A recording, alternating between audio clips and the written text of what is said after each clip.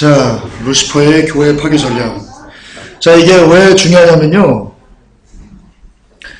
지금 루시퍼가 오래전부터 교회를 파괴하기 위해서요, 전략을 쓰고 있는데요. 이게 왜 중요하냐면요. 교회 파괴 전략은요, 이꼬로 우리들 파괴 전략입니다. 왠지 아시죠? 여러분, 우리 한국교회도 그렇고, 로마 카톨릭도 그렇고요. 예수 그리스도의 그 성전이 이 예배당으로 옮겨왔다고 얘기를 하는데요. 그래서 교회가 마치 이 건물인 것처럼 이렇게 많이 가르칩니다. 그래서 찬양할 때도 성전을 떠나, 그거 안 맞는 거예요.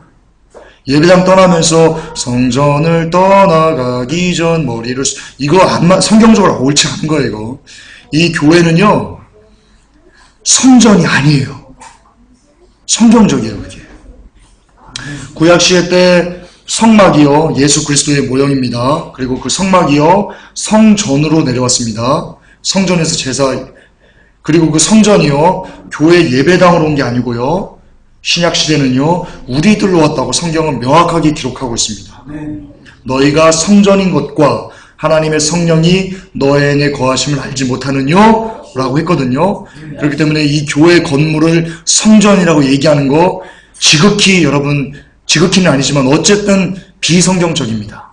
이 교회는요, 이 건물은요, 그냥 예배당입니다. 그럼에도 불구하고 이 교회는 귀합니다. 이 교회 예배당은 귀합니다. 왜 귀한지 아십니까? 예수 그리스도를 주인으로 모신 성전된 우리들이 모여서 공동체를 이루고 예배드리는 장소이기 때문에 귀한 거지, 여기가 성전이어서 귀한 건 아닙니다. 이 개념을 여러분 잘 아셔야 됩니다. 그런데 왜 오늘날 한국 교회를 성전시하는가? 로마 카톨릭 때문에 그렇습니다.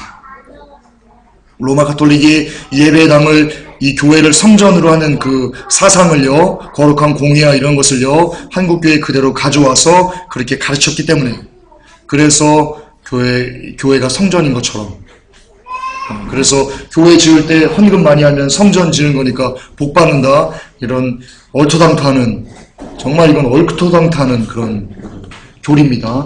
이런 게 한국교회에 만연하게 된 겁니다. 교회 예배당은 성전이 아닙니다. 성전은 여러분들입니다. 그 개념을 알고요. 자, 그렇다면 교회가, 성전이 곧 교회거든요. 그 교회의 머리가 예수 그리스도이시니까요. 교회가 곧 그 예수 그리스도의 머리니까 교회가 예수님이라고 할 수 있어요. 그 예수님이 우리 안에 거하신 거예요. 그러니까 루시퍼가 교회를 파괴하려고 하는 전략을 쓰는 건 뭐냐면요, 여러분 한 사람 한 사람을 파괴하려는 전략을 쓰는 거다라고 이해하시면 됩니다. 그러니까 이 루시퍼의 교회 파괴 전략이라고 해가지고, 야, 이거 교회가 망하는가? 나랑 관계없는가? 이러시면 안 됩니다. 즉 다시 이렇게 정리하면요, 이 루시퍼가 교회를 어떻게 파괴하는가, 이 전략을 알면요, 아, 루시퍼가 지금 나를 어떻게 죽이려고 하는가, 이것을 알 수 있는 겁니다.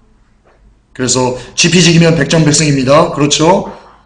그러니까 이 전략을 잘 알아서요, 이렇게 할 때, 아, 얘 안 되겠다, 이렇게 딱 이렇게 방어를 하시면 되는 겁니다.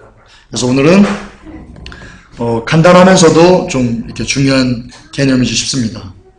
자, 먼저 요한계시록 3장 7절 8절을 우리 함께 읽으십시다. 보시는 분은 같이 보시고요, 조금 안 보이시는 분은 성경 보십시오. 요한계시록, 마태복음 뒤에서 찾으면 안 됩니다.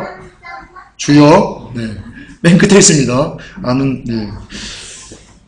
자, 함께 읽겠습니다. 3장 7절. 필라델비아 교회의 사자에게 편지하기를, 거룩하고 진실하사 다윗의 열쇠를 가지신 이, 곧 열면 닫을 사람이 없고 닫으면 열 사람이 없는 그 이가 가라사대, 볼지어다 내가 내 앞에 열린 문을 두었으되 능히 닫을 사람이 없으리라. 내가 내 행위를 아노니 내가 적은 능력을 가지고도 내 말을 지키며 내 이름을 배반치 아니하였도다. 아멘. 제가 아까 개념을 말씀드렸죠. 필라델비아 교회요, 물론 교회입니다. 하지만 이것은요, 필라델비아 성도들아 라고 말하는 것과 똑같습니다. 그러니까 여러분들에게 하는 말입니다. 야, 관훈아, 야, 창주야, 나의 사랑하는 신부들아, 너희들이, 내가 얘기한다. 너희 앞에 열린 문을 내가 뒀어. 능히 닫을 사람이 없어. 내가 너의 행위를 알아. 네가 적은 능력을 갖고도, 관훈이 네가 적은 능력을 갖고도 내 말을 지키며 내 말을 배반치 아니하였다. 이런 칭찬을 하시는 겁니다. 그런데 여기서 끝나는 게 아니고요. 이런 상급을 받기 위해서는요. 예수님께서 단서를 하나 답니다. 뭐냐? 앞에 보면 니골라당의 행위를 미워하고, 그러니까 사탄의 전략을 알아서 사탄의 전략을 거부하고요. 그리고 처음 상을 가지고요. 또 하나, 마지막까지 인내의 말씀을 지키면 이것을 내가 이 열린 문을 내게 둔 것을 그대로 내가 너를 인정할게, 사랑할게 라는 겁니다. 인내의 말씀을 지키면. 그리고 니골라당의 행위를 미워하면, 즉 사탄의 전략을 알고 그것을 거부하면 하나님께서 그런 복을, 은혜의 복을 우리에게 부어주실 때는 그냥 두지 않습니다. 하나님의 은혜는요. 개념을 알고 아까 말씀드린 겁니다. 우리가 교회이기 때문에, 루시퍼가 교회의 파괴의 전략을 알아야 하는 이유는요. 우리가 교회이기 때문에, 지피지기면 백성이기 때문에 배워야 되는 겁니다. 자, 사단의 주 전략이 있습니다. 루시퍼의 주 전략이 있습니다. 아셔야 됩니다, 여러분. 사탄은요, 굉장히 많은 전략을 갖고 있는 것 같죠? 교회를 파괴하기 위해서요. 그러나 그렇지 않습니다. 역사적으로요, 사탄은 늘, 루시퍼는 똑똑한 것 같으면서도 굉장히 단순한 애입니다. 정말입니다. 역사적으로 이 사탄은요, 두 가지 전략 외에는 쓴 적이 없습니다. 첫째, 박해, 그리고 세속화. 세속화는 다른 말로 타락화거든요. 늘 이것만 씁니다. 당근을 주고 채찍을 주고, 당근을 주고 채찍을 주고. 그러니까 이 전략만 우리가 잘 알면요, 피해갈 수 있습니다. 먼저 이 주전략을 반복해 사용하는데요. 여러분, 초대교회 성도들이요, 주님께서 승천하신 다음에요, 모진 박해를 받았습니다. 자, 사탄이요, 마지막까지 예수 그리스도를 십자가에서 내려와 라고 하면서 마지막까지 이 예수 그리스도가 십자가에서 이 모든 인류의 구원을 이루는 것을요, 구원의 문을 여는 것을요, 마지막까지 방해하려고 했습니다. 아시죠? 예수께서 태어나시자마자 2살 밑으로 알아봐가지고 싹 다 죽이고, 어떻게 하면 예수님 그 십자가 못 지게 3번 시험하면서 이러고, 그리고는 마지막에 십자가에 달려서 이제 성취하려고, 이제 조금만 있으면 성취합니다. 그런데 그때까지도 달려들어가지고 비방하면서, 야, 너 하나님의 아들이거든, 내려와봐, 그럼 믿을게 라고 하면서 마지막까지 어쨌든 십자가를 지지 못하게 했던 존재가 루시퍼입니다. 그런데 이 루시퍼가 승천한 다음, 이 루시퍼가 예수님을 못 맞고요, 예수님께서 다 이루시고 부활하시고 40일 동안 우리와 함께 하시면서 하나님의 나라에 대해서 얘기를 하시고는요, 주님께서 승천하십니다. 그때 고린도전서에 보면 500명의 형제가 이 시에 예수님이 승천하는 것을 지켜봤다 라고 성경에 나옵니다. 그런데 여러분, 그 당시에는요, 카운트를요, 남자만 카운트했습니다. 그러니까 거기에는 500명이 아니고요, 여자들은 더 많았을 겁니다. 어린이들 카운트 안 합니다. 어린이들도 많았을 겁니다. 그러니까 500명만 보는 데서 이 시에 올라간 게 아니고요, 아마 수천 명이 보는 데서 예수님께서 구름을 타고 하늘로 올라가셨을 거라고 예상합니다. 신학자들이. 어쨌든 그렇게 되고 나서요, 사탄이가요, 화가 났습니다. 화가 났어요. 그리고는 교회를 파괴하기 위해서 가장 처음으로 실시한 게 뭐냐? 바로 박해입니다. 그러니까요, 사탄은요, 원래는 자기의 감정대로 하는 애예요. 감정대로 하는 애예요. 뭐 화가 나면요, 그냥 막 다 때려 부시는 애예요. 얘 본성이에요. 성경은요, 이 사탄을 뭐라고 하냐면요, 처음부터 거짓말한 자요, 그 거짓에 압이면서요, 또 처음부터 살인한 자라고 성경에 기록되어 있습니다. 그러니까 사탄의 제1가는 본성은 뭐냐면요, 사람을 죽이는 거예요. 박해하는 거예요. 폭력을 행사하는 거예요. 이런 존재입니다. 그러니까 막다가 회유하고 예수님 회유했잖아요. 야, 다 줄게. 예수 그리스도 이 권세 내가 다 받았어. 내가 다 줄게. 라면서 꼬드기고 다 해도요, 안 돼요. 안 돼요. 그러면 나오는 게 뭡니까? 열이 받치면 하는 게 뭡니까? 그냥 막 파괴하는 거예요. 그냥 막 죽여버리는 거예요. 그러니까 오늘날 이제 곧 있으면 대환란 우스타시군이 이제 나올 건데요, 그가 하는 게요, 그동안 많이 회유했어요. 크리스찬들을 많이 돌아오게 하고, 그럼에도 진짜 믿음을 지킨 크리스찬들이요, 초대교회처럼요, 아니야, 니들 가짜야 임마 라고 하니까 회유하다가 꼬드기다 안 되니까요. 그러니까 지 본성이 나오는 거예요. 에이, 죽여버리자. 마지막 때 그렇게 반복되는 거예요. 늘 역사가 그렇습니다. 사탄의 역사는. 그래서 사탄의 역사는요, 박해합니다. 주 전략이 박해입니다. 폭력입니다. 마찬가지로 교회를 파괴할 때 그렇게 하는데요, 여러분을 파괴할 때도요, 이 마지막 때 여러분을요, 폭력을 쓸 겁니다. 여러분들 아까 우스타수군이 본 것처럼 여러분의 껍데기를 벗겨버리고요, 톱으로 여러분들의 머리를 썰어버리고요, 그런 정말 참담한 일을 루시퍼가 마지막 때 우리에게 자행할 겁니다. 초대교회도 그랬습니다. 성경에 보면요, 초대교회 성도들이 어떻게 고난받았습니까? 톱으로 켜고 머리 가죽을 쓰고 짐승에 뜯어먹히고 불탄치로 화형당하고 이런 고통들을 받았습니다. 박해를 받았습니다. 루시퍼는 똑같이 마지막 때 우리에게 그렇게 할 겁니다. 그런데 그렇게 파괴할 건데, 자, 성도들이 어떻게 그 박해를 이겨냈습니까? 답을 아십니까? 아실 겁니다, 여러분. 이걸로 이겨냈습니다. 이걸로 이겨낼 수 있습니다. 성령의 능력이면요, 성령 충만이면요, 어떤 박해와 어떤 고문과 어떤 힘듦과 어떤 억울함과 그 어떤 것으로도요, 우리를 그리스도의 사랑에서 끊어낼 수 없습니다. 우리도 마찬가지입니다.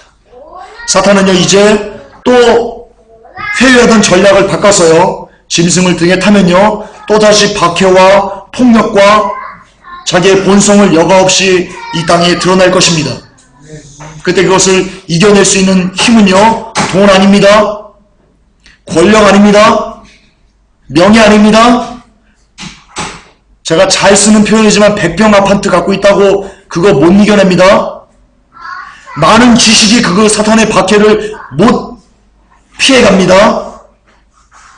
마지막 때 다시 한번 우리를 박해할 텐데, 우리 교회를 파괴하겠어, 여러분들을 파괴하겠어, 우리의 믿음을 없애버리기 위해서 다시 한번 박해를 시작할 건데요, 그때 이겨낼 수 있는 힘은요, 오직 하나, 성령의 충만, 성령 충만, 이것 외에는 여러분 답을 찾으실 생각을 하지 마시기 바랍니다. 이것 외에는 없습니다. 이것 외에는 없습니다. 그런데 이 성령 충만을 어떻게 받을 수 있습니까? 그냥 생각으로 성령 충만 받고 싶어, 이런다고 성령 충만이 주어집니까? 안 주어집니다. 우리가 오해하는 게 하나 있습니다. 성령을 받고 그 사람들이 밖으로 나가서 순교했다, 맞습니다. 하지만 그냥 있는데 성령을 받지 않았다는 것을 여러분 기억하셔야 됩니다. 사도행전 1장을 보시면요, 제가 킹제임스 성경을 찾아봤는데요, 사도행전 1장 14절에 보면요, 이들이 성령을 같은 곳에서 성령을 받기 전에요, 무슨 일을 했냐면요, 자, 함께 읽겠습니다. 이들이 다 여자들과 예수님의 어머니 마리아와 그분의 형제들과 함께 한 마음이 되어 기도와 간구를 계속하더라. 아멘.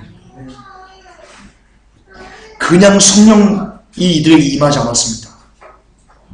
이들이 모여서 한 마음이 돼서요, 예수를 기리는 그 예수 그리스도를 사랑하는 그 마음을 가지고요, 한 곳에 모여서 뜻을 합해서요, 성도들이 늘 기도와 간구를 계속할 때 급하고 강한 바람 같은 소리가 있어서요, 성령이 불의 혀같이 갈라져서요, 각 사람에게 임해서요, 그들이 성령 충만으로요, 세상이 감당할 수 없는 사람들로 변화되었습니다. 무엇을 이야기합니까?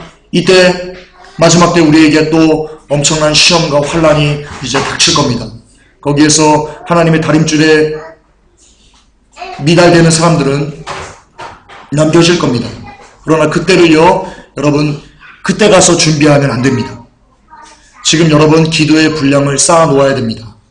제가 환상, 예언 이런 것을 별로 좋아하지 않는데 한번 크게 되었죠, 작년에.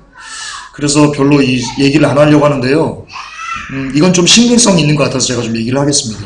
어떤 분이 꿈을 꾸셨는데요, 이거 책에 기록된 겁니다.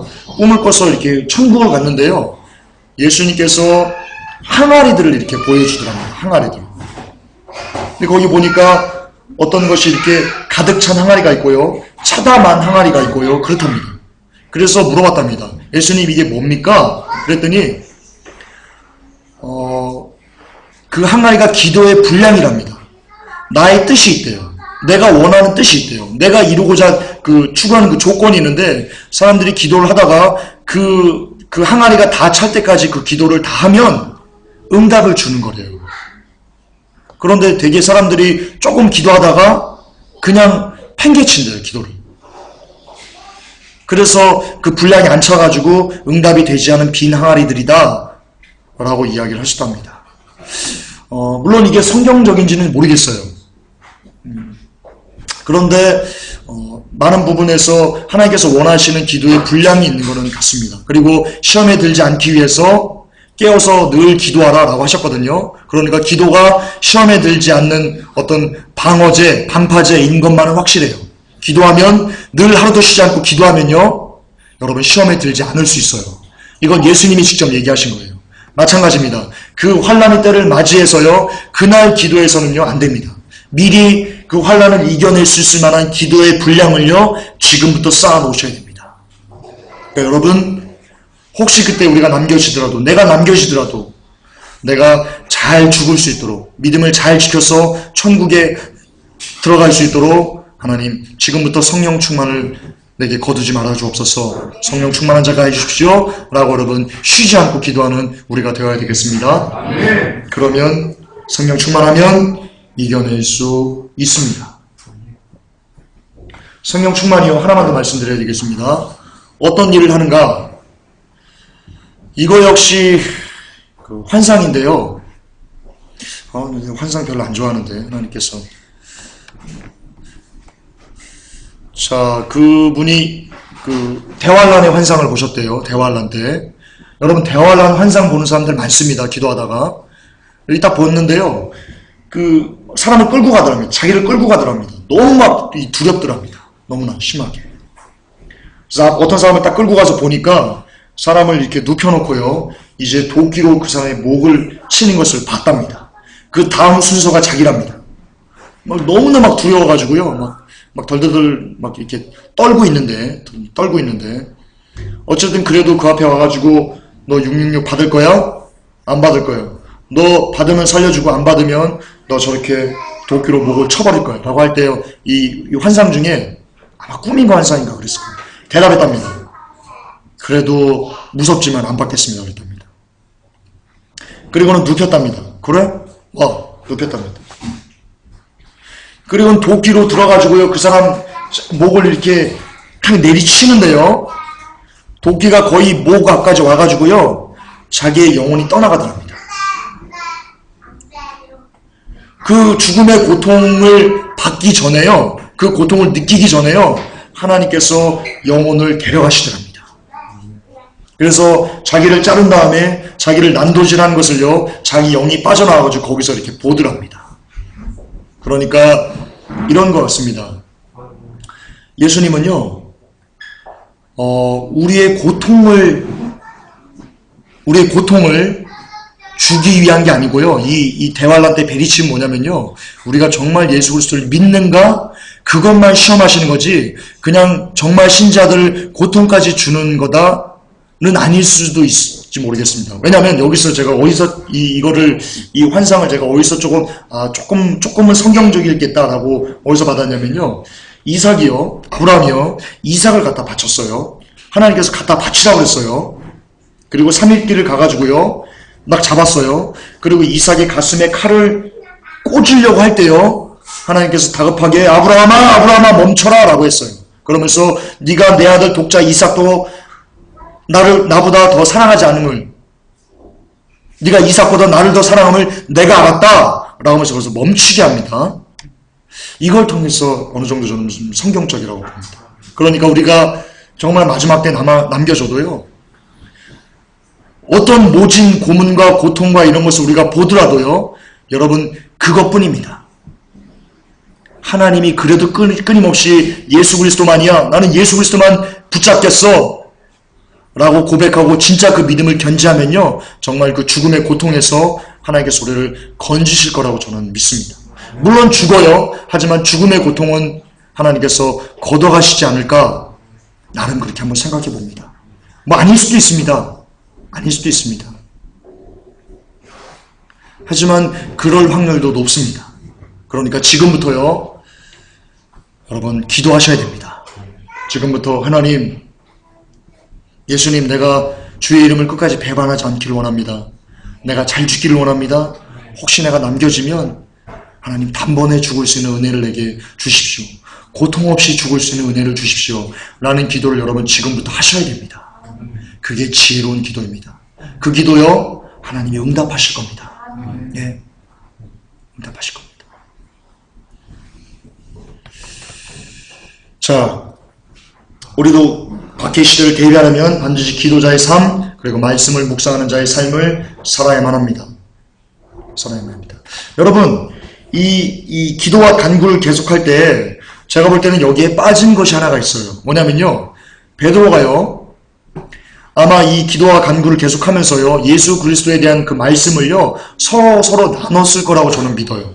왜냐면 이 성령 충만을 받고요, 이제 성령 충만을 받고 그 사람들이 그 다른 나라 말로 방언을 하니까 거기 있던 사람들이요, 얘기합니다. 야, 이 술 취했어, 이놈들.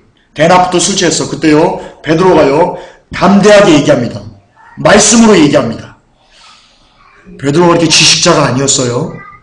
그런데 어떻게 그렇게 담대하게 예수 그리스도의 다시 오심, 죽으심, 살으심, 그거를 말씀으로 그 사람들에게 변론할 수 있었겠어요? 그 무식했던 사람이 아마 기도와 간구를 계속하면서요, 늘 말씀을 나눴을 거예요. 그러니까 베드로가 그런 지식을 무장했겠죠. 마찬가지입니다. 성령 충만은요, 기도만으로 되지 않습니다. 기도와 간구만으로 되지 않습니다. 말씀이 같이 있어야만 합니다. 그래서 늘 주야로 말씀을 읽고 묵상하고 더불어서 그 말씀이 깨달아지게 해달라고, 이 말씀이 내게 깨달아지게 해달라고 기도하고 하나님의 말씀대로만 내가 살기를 원합니다라고 기도할 때 우리에게 성령이 선물로 주어지게 될 줄 믿습니다. 그러니까 우리도 박해의 시대를 잘 대비하려면 반드시 기도자의 삶, 그리고 말씀을 묵상하는 자의 삶을 살아야만 합니다. 정녕 그렇습니다. 자, 두 번째 전략입니다. 박해는 이렇게 이루어지고요, 박해는 이렇게 해결할 수 있습니다. 두 번째 전략인데요, 세속합니다. 사단이요, 313년 콘스탄틴 대제가 나오기 전까지요, 수도 없이 박해했습니다. 자기의 본성을 다 쏟아내가지고요, 막 박해했어요. 근데 사단이 무릎을 탁 친 거예요. 얘네들은 안 되겠구나. 이 그리스도인들은, 이 저주받을 놈들은 안 되겠어. 박해하면 더 모이는 거예요. 박해하면 지들끼리 더 똘똘 뭉쳐서, 성경 존 폭스가 쓴 순교사화에 보면요, 묶여가지고 화형을 당하는데요, 찬송을 부릅니다. 내 주, 예를 들어서, 그땐 어떤 찬송인지 제가 모르겠지만요, 그런 찬송을 부르는 거예요. 내 주를 가까이 하게 하면. 이 찬양은 아니에요. 이 찬양은 후에 만들어진 거예요. 어쨌든 찬양을 합니다, 하나님. 그리고요, 아시겠지만, 이 콜로세움에서 이제 짐승이 뜯어먹히는 그것을 하는데요, 이들이 제비 뽑습니다.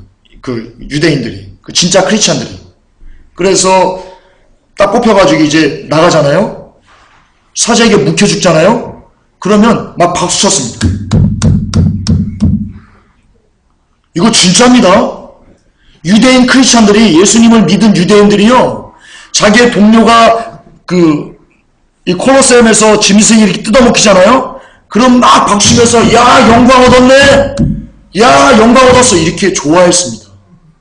나도 빨리 영광 좀 얻었으면 좋겠다라고 하면서 가가지고요, 죽을 때 사자가 이렇게 팔을 무는데도요, 너무나 태연하게 있었다고 기록되어 있습니다.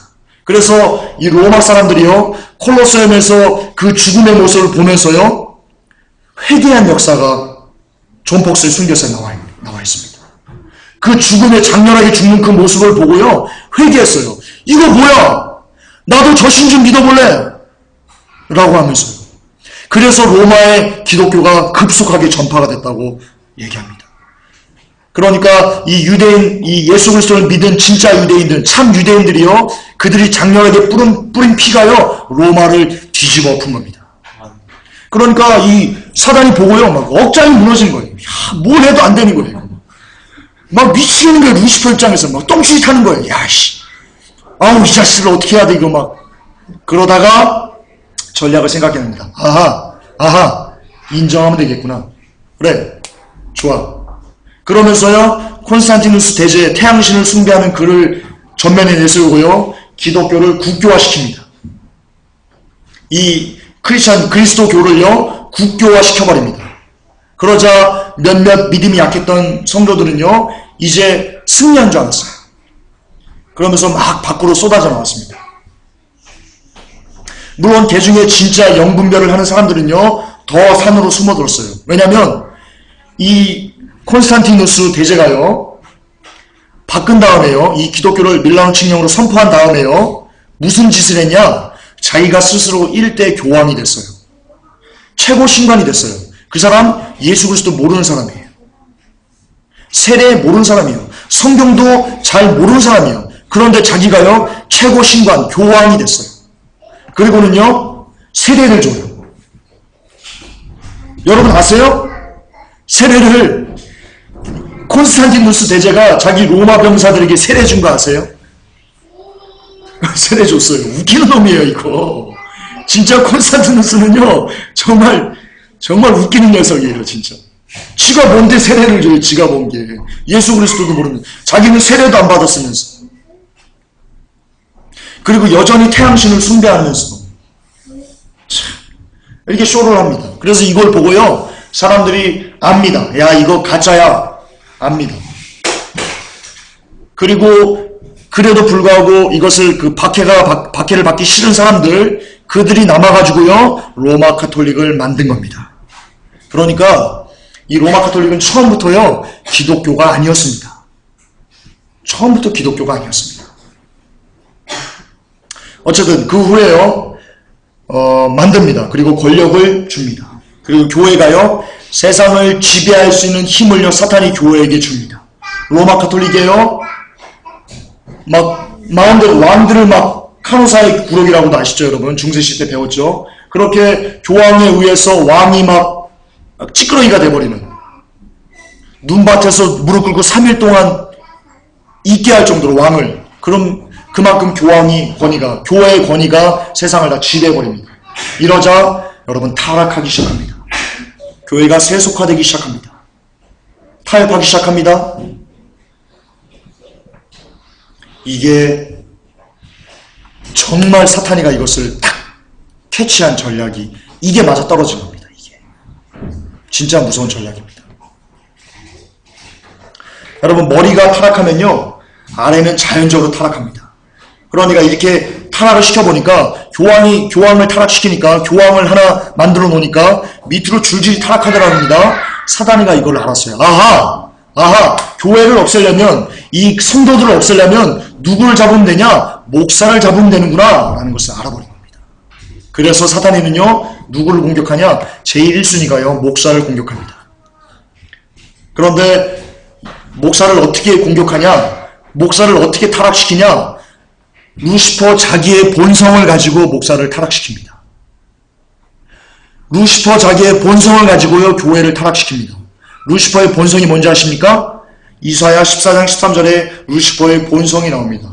본질이 나옵니다. 함께 읽겠습니다. 내가 내 마음에 이르기를, 내가 하늘에 올라 하나님의 무별 위에 나의 보좌를 높이리라. 내가 북극 지폐의 산 위에 좌정하리라. 루시퍼의 본질은요, 루시퍼의 본성은요, 교만입니다. 교만입니다. 그러니까 루시퍼는 사람을 타락시킬 때요, 목회자를 타락시킬 때요, 이걸로 타락시킵니다. 이걸로. 그러니까 목회자들도 내가 뭐라도 좀 대단히 뭔가 된 것처럼, 내가 좀 말씀을 좀 잘 전하는 것처럼, 내가 좀 인기가 있는 것처럼, 내가 좀 인기 있는 설교자가 된 것처럼, 이렇게 스스로가 생각하고, 또 그렇게 목회자를 만들도록요, 성도들을 부추깁니다. 그래서 성도들이 목사님, 아이고 우리 목사님, 목사님 최고, 이렇게 하도록 만듭니다. 목사님이 조금 못망하면, 야 우리 목사님 최고야, 야 누가 그래 우리 목사님 얘기하는데, 이게 여러분 다 사탄의 전략입니다. 목회자를 변질시켜서 그 밑에 있는 양들을 다 죽여버리기 위한 전략입니다. 여기에서 목사 신봉주의가 나온 겁니다. 여러분, 사탄이요, 목사 신봉주의가요, 여러분 여기서 나온 겁니다. 사탄이 준 겁니다. 성경에요, 여러분 성경에요. 우리가 참 이거는 정말 제가 욕을 먹어도 해야 되겠습니다. 여러분 목사는 기름 부음 받은 자가 아닙니다. 성경에 목사가 기름 부음 받았다는 그 구절이 안 나옵니다. 한 군데도 안 나옵니다. 기름 부음을 누가 받습니까? 구약시대? 제사장이 받고요. 그리고 왕이 기름 부음 받습니다. 그런데 목사가 왕입니까?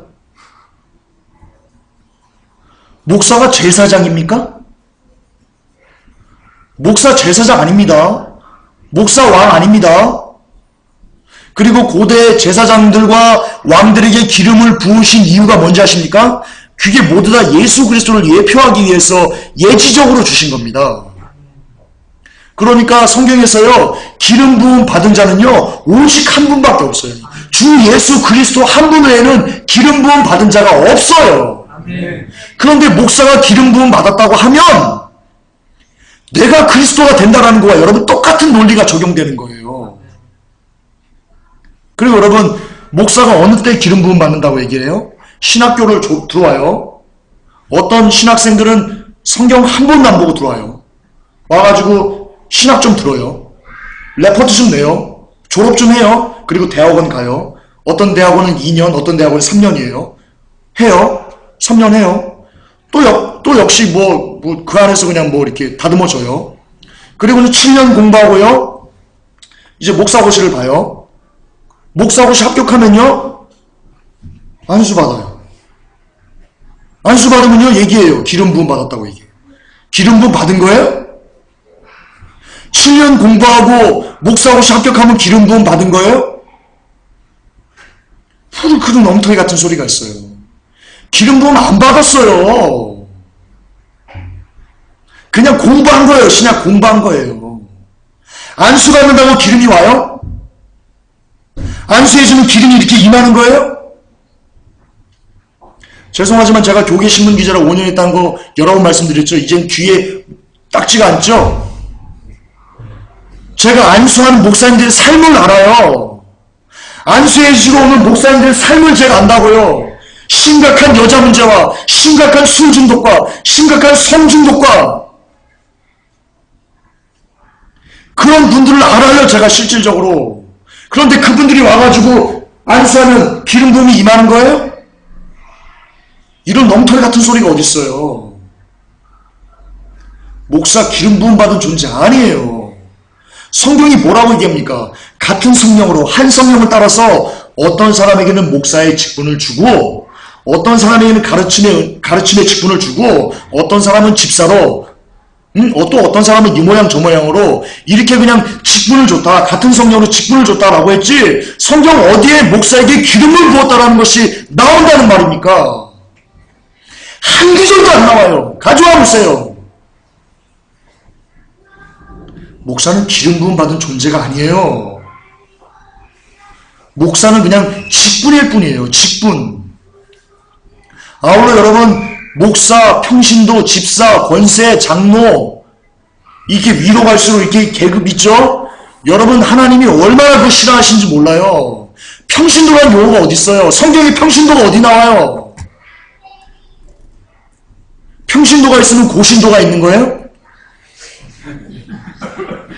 여러분 그 말 잘못된 걸 쓰시면 안 돼요. 목사도 성도예요. 목사도 성도라고요. 다 성도예요. 장로님도 성도고요. 잘못된 거예요. 심각하게 잘못된 거예요. 그런데 사탄이 그렇게 만들었어요. 사탄이 그렇게 목사가 기름 부음 받았다라고 가르친 거예요. 한국교회에. 그래서 목사 말 들으면 목사에게 안수 기도 받으면 축복이 임한다고. 여러분 또 하나 말씀드릴게요. 강단에서 예배 끝나면 축도하죠. 여러분 잘못된 거예요. 목사가 복을 내려주는 사람이에요? 축도는 뭐냐면요. 하나님의 언약을 대신 선포하는 게 축도예요. 그게 축도의 본 의미예요. 목사가 복을 주는 거 아니에요. 복을 내리는 것도 아니에요. 근데 이게 다 한국교회에 들어있는 로마 가톨릭적인 여러분 가치관이에요. 여기에서 벗어나는 교회가 거의 없어요. 이렇게 잘못됐는데도 불구하고. 그러나 여러분 오해하시면 안 됩니다. 그러나 목사를 함부로 대하라고 여러분에게 말씀드린 건 아닙니다. 어쨌든 담임 목회자는요, 그 교회의 리더고요, 예수님은요, 리더를 존중해라 라고 가르치고 있습니다. 그러니까 예수 그리스도의 말씀에 의지해서 목회자를 존경하고 존중하는 거지, 목사가 영적으로 어떤 그 권위와 어떤 제사장의 권위와 왕의 권위와 기름 부음을 받은 영적 권위가 있기 때문에 목사를 존중하는 게 아니라는 것을 여러분 기억하셔야 돼요. 예. 정말이에요. 목사는 기름 부음 받은 자가 아니에요. 성경적이잖아요. 어쨌든 그래요. 자, 그러면 이 세속화를 어떻게 시켰냐면요. 제가 기니까 그냥 좀 빨리빨리 나갈게요. 먼저 물질 만능주의 문화를 사단이가 만들었어요. 돈이면 다 된다 그래요. 돈이면 다 된다. 돈이면 다 된다. 그리고 성공제일주의 문화를 만들었습니다. 제가 이 뒤에 그 얘기가 있거든요. 근데 시간이 좀 많이 가서요. 제가 그냥 날릴게요. 그리고 선과 악의 기준이 모호한 문화를 만들었습니다. 이 모든 것을요, 미디어와 책, 문화, 영화, 텔레비전, 이런 모든 것의 세상적인 가치관, 세상적인 성공 기준, 이것이 우리가 응애하고 태어나면서요, 죽을 때까지요, 어떤 문화, 어떤 가치관을 사냐면요, 사탄이 만들어 놓은 가치관, 사탄이 만들어 놓은 문화, 사탄이 만들어 놓은 어떤 성공주의 방식에 젖어서요, 일평생을 살아요. 그렇게 우리의 생각이 고착화돼요. 여러분, 사람의 생각이 어떻게 만들어지는지 아십니까? 보고 들은 것, 내가 경험한 것, 그것이 생각이 됩니다. 그러니까 여러분, 사탄이 생각을 침투해서 생각으로 우리를 시험되게 하는 겁니다. 그래서 우리의 생각을 지켜야 되는 것도 있습니다. 무릇 지킬 만한 것보다 내 마음을 지키라. 무릇 생명의 근원이 이에서 남이라 라고 성경은 이야기하고 있습니다. 자, 그러니까 이런 문화를요, 이런 문화에도 우리가 깨닫지 못하면 이런 문화에 우리가 산다는 것조차 모르는데요. 근데 문제는요, 이 세상적인 성공주의와 물질만능주의와 선악의 모호한 이 기준들이요, 어디로 들어왔냐? 교회로 들어왔습니다. 이게 문제입니다, 이게. 예수님은요, 요한계시록에서 니골라당의 행위를 미워해라, 그 가르침을 배격해라. 뭔 가르침을 배격하라는 것이 아십니까? 이 세상의 가치관, 세상의 문화, 이 세상의 성공주의, 이런 것들을 배격해라 라고 말씀하시는 겁니다. 예, 주님이 이걸 미워하신답니다. 이 세상적인 기준. 그래서요, 어떤 목사님은요, 이렇게 얘기합니다. 선교는 돈입니다. 그랬더니요, 막 목사님들이 막 일어나서 박수칩니다. 이 총회장 목사님이 얘기하신 거거든요. 제가 얘기는 안 할게요, 누군지. 선교에 대해서 세미나 할 때요, 그분이 얘기합니다. 결론적으로 선교는 돈입니다, 여러분. 그랬더니 그 후배 목사님들이 일어나가지고 기립박수를 칩니다. 그러면서 얘기합니다. 야, 역시 큰 목사님은 틀려. 선교가 돈입니까? 돈 가지고 선교합니까? 아닙니다. 선교에 대해서 얘기하는 기니까요. 어쨌든 그렇습니다. 그리고요, 교회 부흥이 곧 목회의 성공인 것처럼 목사님들이 이야기합니다. 그래서 교회 부흥을 위해서요, 왜 이 교회 부흥이 사람 많아지는 게 목회의 성공이니까 이 목사님들 속는 거예요.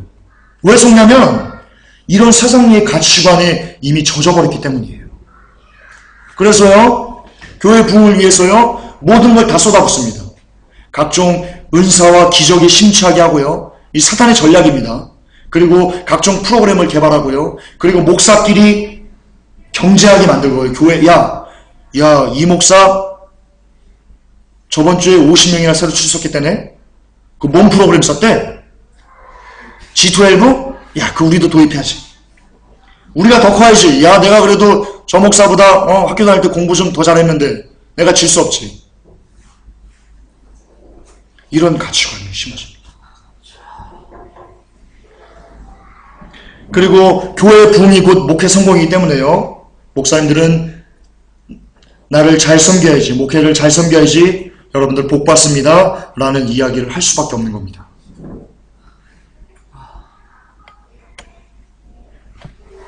예, 요렇게 하고요. 그래서 목사들을 타락시키기 위해서요, 어떤 전략을 쓰냐? 교회 부흥과 이런 것을 통해서 목사를 타락시키기 위해서 어떤 전략을 쓰냐?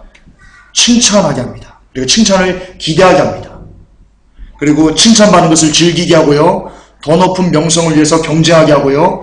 교회 부흥을 놓고 경쟁하게 하고요.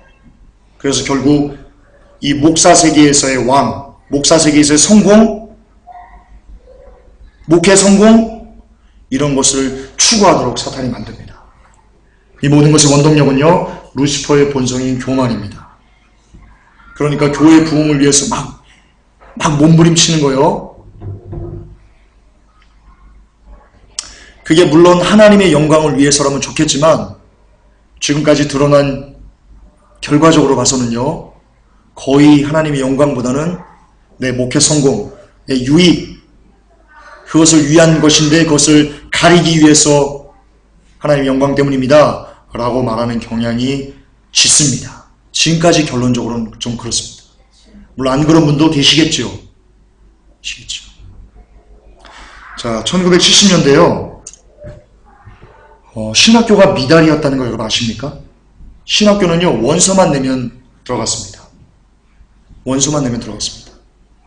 그리고 어떤 일이 있었냐면 1970년대 어떤 교회에 출석한 분이 계세요. 오랫동안 잘 출석했어요. 그래서 목사님이 아이고 이 집사님 이제 장로임직 받으셔야죠 라고 하면요, 그 이 집사님이 그 다음 주부터 교회를 안 나오십니다. 장로임직 안 받으려고. 실제 그런 일이 있었답니다. 제가 직접 들은 겁니다. 실제 목사님들 세계에서 올라 목사님한테 들은 건데요, 그랬답니다. 그렇게 이 길은요, 이 목회자와 이 교회와 교회를 함께 이끌어 나간다는 이 길은요, 그렇게 좁고 협착하고 내 것을 포기해야 될 만한 것이 1970년대의 교회의 모습이었답니다. 그런데 그렇게 어렵고 고단했지만 사람들에게는요, 세상 사람들에게는요, 어디 나가서 나 교회 다닙니다 라고 하면요, 그래도 고개를 끄덕끄덕 하면서 저 사람 꽉 막히고 고지식하겠지만 야, 그래도 이 사람 정직하겠구나 라고 인정했답니다. 1970년대. 지금 어떻습니까? 지금 신학교요, 경쟁률이 어떤지 아십니까? 총신대, 장신대 이런 데 들어가려면요, 공부 잘해야 됩니다. 반에서 한 15등 고등학교 때 그 안에는 들어야 됩니다. 잘해야 됩니다. 많이 떨어집니다. 그리고요,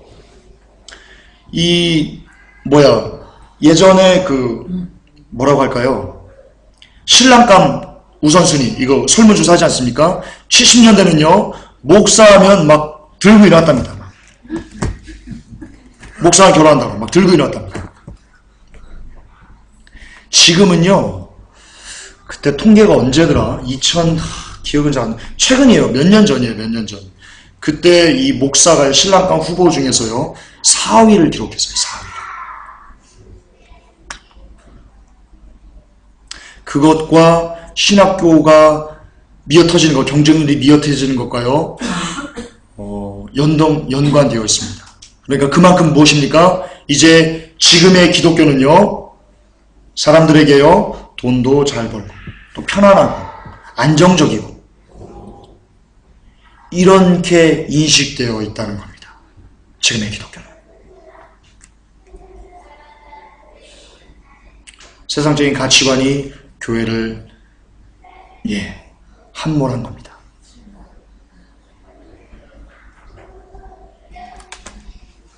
이 가운데 목사님들이 계시면요, 칭찬을 받기를 즐기고, 그리고 번영을 즐기는 목사님들이 있는 한, 아까 말씀드렸죠, 머리가 타락하면요, 아래는 다 타락하는 겁니다. 이게 루시퍼가 교회를 파괴시키는 전략입니다. 마찬가지입니다. 여러분, 아까 말씀드렸지, 목사만 성도가 아닙니다. 여러분도 성도고요, 목사님도 성도입니다. 그렇기 때문에 이 루시퍼는요, 목사를 타락시키는 그 전략을요, 여러분들에게도 그대로 씁니다. 그대로 씁니다. 여러분도 칭찬 듣기를 원하게 만들고요.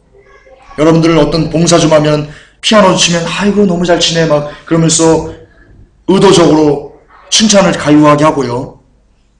의도적으로 내가 전도 좀 많이 하는 것 좀 뻐기도록 만들고요. 봉사 좀 많이 하면 의도적으로 어깨를 이렇게 으쓱거리게 만들고요. 이런 일을 루시퍼가 실제로 합니다. 여기서 여러분, 그런 마음이 들 때마다 예수 그리스도의 이름으로 쫓아내시고요. 여러분의 영혼을, 마음을 잘 지켜야만 합니다. 어떤 칭찬에도, 사람들의 어떤 인정에도 내가 조금도 동요하지 않으리라 라는 마음을요, 굳게 여러분 정하셔야만 합니다. 그러지 않으면요, 이 마음을 좀 풀어내고요, 칭찬 듣는 것을 여러분 갈구하면요, 여러분은 그냥 지옥입니다. 교만한 자는요, 절대로 하나님의 나라에 들어갈 수 없습니다. 자, 그렇다면 목사가 타락에서 벗어나려면 제가 존경하는, 저는 얼굴도 못 본 분입니다. 청량리 중앙교회 임택진 목사님이라고 계십니다. 저도 이것도 어떤 분의 설교를 듣다가 정말 저의 레마로 받은 거거든요. 아, 내가 목회를 하면 이렇게 하겠다 라고 했던 것이 있습니다. 이것을 짧게 말씀드리고요, 마무리하겠습니다. 먼저 금반지 사건이 있습니다. 이분 생일 때요, 이분이 1970년대 목회하신 분입니다. 오래전에 목회하신 분입니다. 그때 다 못 살았지 않습니까? 그때 생일 선물로 장로님들이 금반지를 해줬답니다. 그 당시. 그래서 이분이 금반지를 일단은 받고요, 예배 때 강단에 올라가지고요, 설교를 하시려고 하다가요, 막 눈물을 뚝뚝 흘리시더랍니다. 눈물을 뚝뚝 흘리시더랍니다. 갑자기 성도들이 놀랬죠. 아니, 목사님 왜 그러세요? 그랬더니 금반지를요, 주머니에서 이렇게 딱 꺼내시더니요, 얘기합니다. 내가 성의 선물로 금반지를 받았는데 우리 청량리 중앙교회에는 밥을 굶는 사람이 많습니다. 먹을 것이 없어서 어떻게 하면 먹을 것을 차릴 것인가 애쓰는 분들이 많습니다. 그런 분들을 담임하고 있는 담임 목회자입니다. 그런데 나는 금반지 끼고는 목회할 수 없습니다. 그런 성도들을 두고는 내 손에 금반지를 끼고 나는 목회할 수 없습니다. 라고 임 목사님이 이렇게 말씀하시면서 우셨답니다. 그리고 금반지 팔아서요, 쌀이 없는 가족들에게 쌀을 나눠주셨답니다. 저는 이가 목사라고 생각합니다. 이런 분이 참 목사라고 저는 생각합니다. 그러니까 목회가 타락하지 않으려면요, 늘 내가 아닌 나보다 못한 사람들을 바라보는 눈을 늘 가지고, 늘 그들을 향한 국률의 마음, 안타까운 마음, 애가 타는 마음, 사랑하는 마음, 이런 마음을 늘 목사가 한시도 잊지 않고 가지고 있어야만 합니다. 그래야지만 타락하지 않습니다. 여러분도 마찬가지입니다. 여러분도 다른 사람을 볼 때요, 다른 사람을 향한 늘 이 국률한 마음들, 애가 타는 마음들, 안쓰럽게 생각하는 마음들, 그런 마음들을 늘 여러분들이 가지고 있어야만 합니다. 내 이웃을 내 몸과 같이 사랑하셔야만 합니다. 그러면 타락하지 않을 수 있습니다. 그러면 타락하지 않을 수 있는 확률이 굉장히 높습니다. 두 번째요, 은퇴사를 제가 잊을 수 없습니다. 이분이 청량리 중학교를 30여 년을요, 잘 목회하셨습니다. 잘 목회하셨습니다. 너무나 잘 목양하셨어요. 하나님께서 은혜를 주셔서 하나님의 뜻 가운데 부흥도 허락하셨습니다. 성도들도 제법 많이 해주셨습니다. 그리고 나선 30여 년을 넘게 목회한 그 마지막 은퇴식에서요, 이분이 은퇴사를 합니다. 그런데 은퇴사를요, 제가 듣기로는 딱 10초 하셨답니다. 명한대로 행하였다고 종에게 살아야겠느냐? 나는 무익한 종이오니, 이 말씀 있지 않습니까? 제가 갑자기 생각이 안 나는데, 그 말씀을 읽으시고는요, 그동안 감사했습니다. 무익한 종은 물러갑니다. 라고 10초 은퇴사 하셨답니다. 여러분, 이거는 정말로 시사하는 바가 큽니다. 저는 기자를 하면서요, 은퇴식, 원로 목사 취임식 이런 데 가서요, 기사를 많이 썼습니다. 그러면서 그분들이 뭐라고 은퇴사를 하는지 졸다가 온 적이 많습니다. 엄청 길게 합니다. 은퇴사. 자기를 드러냅니다. 은퇴사하면서 자기를 드러냅니다. 내가 이만큼 했다고 알아달라고 이야기합니다. 그런데 임태치 목사님을요, 30년을 그렇게 충성되게 예수 그리스도의 몸된 교회를 위해서 헌신하여 놓고 마지막 은퇴사가 10초 하십니다. 무익한 종은 물러갑니다. 그동안 감사했습니다. 여러분, 이게 목회자가 타락하지 아니할 수 있는 길입니다. 뭡니까? 내가 늘 무익한 종임을 기억하시는 겁니다. 늘 나는 주 안에서 아무것도 아닙니다. 나는 종입니다. 나는 그리스도의 종일 뿐입니다. 주님이 주신 은혜를 가지고, 주님이 주신 생명을 가지고, 주님이 주신 건강을 가지고 주님을 위해 했습니다. 내가 한 것이 무엇입니까? 모든 것이 그리스도의 은혜입니다. 라는 고백. 나는 무익한 종입니다. 나는 고백이 있을 때요, 여러분, 그 목회자는 타락하지 아니할 수 있습니다. 아멘. 여러분도 마찬가지입니다. 교회 일을 하면서, 교회를 봉사하면서 내가 무익합니다. 무엇은 아무것도 아닙니다. 주님이 주신 것 갖고 내가 그냥 일했을 뿐입니다. 내가 주님이 주신 능력 갖고 그냥 드럼 쳤을 뿐입니다. 그냥 베이스 쳤을 뿐입니다. 그냥 찬양 인도했을 뿐입니다. 무익한 종은 주님 물러갑니다. 라는 고백이 있을 때 여러분은 어떤 미혹에서도 여러분 미혹되지 않고요, 이 길을 잘 갈 수 있을 것입니다. 마지막입니다. 은퇴 후의 일이랍니다. 이 목사님이 은퇴 후에요, 다른 목사님이 새로 청빙돼서 청량리 중앙교회를 왔습니다. 그리고는요, 이 젊은 목사님이요, 자기 마음대로 교회를 막 휘저더랍니다. 그러면서 교회도 막 리모델링하고 막 정말 자기 마음대로 막 하더랍니다. 그래서요, 있던 그 부목사님이요, 이 임택지 그 모습이 좀 꼴보기 싫어가지고요, 너무 와가지고 막 함부로 막 하는 게 꼴보기 싫어가지고요, 이 임택지 목사님을 찾아갔답니다. 목사님이 다 고자질하면서요, 아니 좀 가서 말려달라고, 목사님이 어떻게 일어놓으신 교회인데 그렇게 자기 마음대로 이렇게 전행 비슷하게 이렇게 하냐고. 그때요, 제가 너무나 잊을 수 없습니다. 정말 제 가슴에 막 새겨서 막 넣어버리고 싶은 말을 임 목사님이 합니다. 이렇게 얘기합니다. 내 교회인가 뭐? 내 교회인가 뭐? 저는 충격이었습니다. 여러분, 교회는요, 내 것이 아닙니다. 교회는요, 목사의 것이 아닙니다. 교회는요, 장로님의 것이 아니에요. 교회는요, 집사님의 것이 아니에요. 교회는요, 성도 여러분의 것도 아니에요. 교회는요, 예수 그리스도의 것이에요. 아멘. 정말 제 심장에 새겨놓고 싶습니다. 내 교회인가 뭐? 이런 목사가 타락하지 않으려면요, 철저하게 내 것은 없습니다. 이 교회에 내 것은 없습니다. 강대상 내 것 아닙니다. 드럼 내 것 아닙니다. 어떤 것도 내 것은 없습니다. 라는 고백이요, 있어야만 합니다. 그래야지만 타락하지 않을 수 있습니다. 여러분도 마찬가지입니다. 여러분의 인생에서 여러분이 가지고 있는 것, 내 것이 없습니다. 모두 다 주님의 것입니다. 라는 진솔한 고백, 진정한 고백이 있을 때 여러분 타락하지 아니할 수 있습니다. 예, 말씀을 정리하겠습니다. 교회의 타락은요, 곧 나의 타락입니다. 교회는 우리입니다. 그러므로 교회를 변질시키려는 사탄의 전략들, 그 전략은요, 여러분들을 변질시키려는 사탄의 전략과 똑같습니다. 그 전략은 두 가지입니다. 첫째, 박해입니다. 박해로 여러분의 믿음을 흔들 것입니다. 그리고 두 번째는요, 여러분을 세속화하게 만들 것입니다. 이 모든 것을 이겨낼 수 있는 힘은요, 이 모든 것을 이겨낼 수 있는 유일한 힘은요, 성령 충만뿐입니다. 예, 정말입니다. 이것을 받기 위해서는 거듭 반복합니다. 늘 말씀을 주야로 묵상하십시오. 늘 그 말씀을 사랑하시고요. 주의 말씀을 사랑하시고요. 여러분의 심장에 새겨놓겠다는 말씀으로 그런 믿음을 가지고요. 늘 말씀을 읽고 늘 말씀을 가까이 하고 똥 싸면서도 귀에 이어폰을 끼고 말씀을 들을 수 있는 그 정도로 하나님의 말씀을 사랑하는 여러분이 되시기를 예수님으로 축복합니다.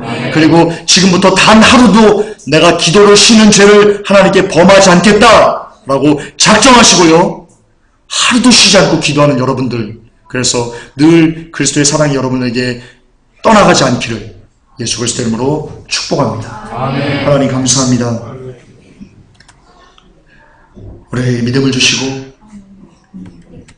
이 마지막 때를 살게 하신 하나님을 찬양합니다.